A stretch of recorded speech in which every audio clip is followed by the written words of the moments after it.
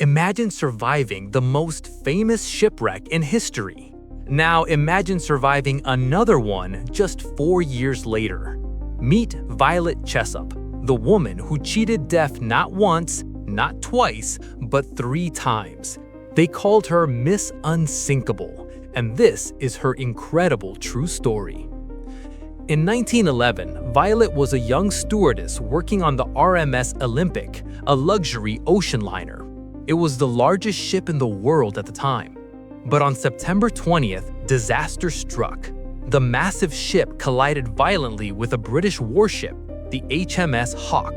The Olympic's hull was torn open. Fortunately, the ship didn't sink, and Violet made it back to shore safely.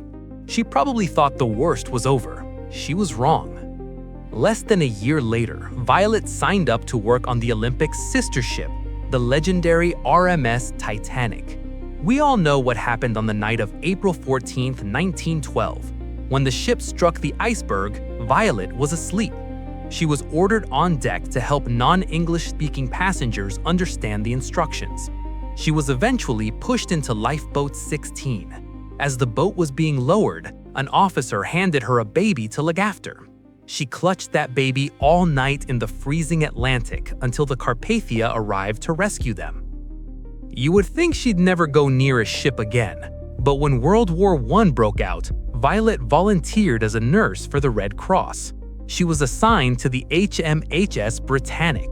On November 21, 1916, the ship struck a deep-sea mine in the Aegean Sea. It began to sink rapidly, much faster than the Titanic.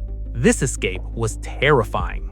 As lifeboats were launched, the ship's massive propellers were still spinning, rising out of the water. They were sucking the lifeboats in and chopping them to pieces. Violet had to jump out of her boat to survive. She was pulled under the water and struck her head violently against the ship's keel. She suffered a fractured skull, but somehow managed to surface and be rescued. Years later, she joked that her thick hair had saved her life. Violet Jessop survived all 3 disasters on the 3 Olympic-class sister ships. Amazingly, she didn't quit. She continued working at sea for another 34 years before retiring.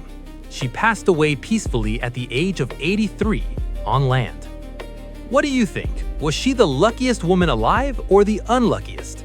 Let me know in the comments, and don't forget to subscribe.